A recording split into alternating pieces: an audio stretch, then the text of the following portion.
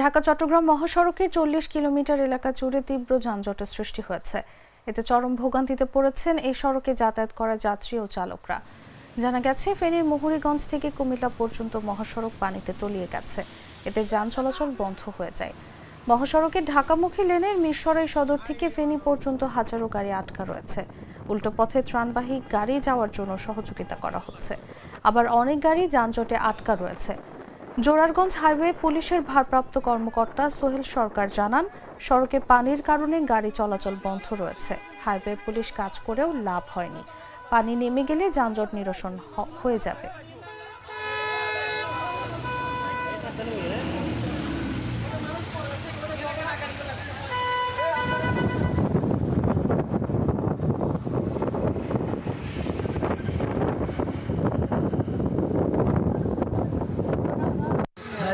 দেখি পানি এদূরে জামে আছি।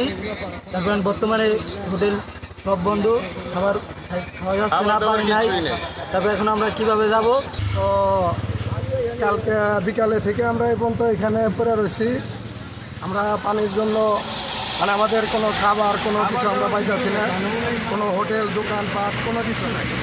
আমরা ঢাকা যাব কিভাবে সেটাও আমরা পারতেছি।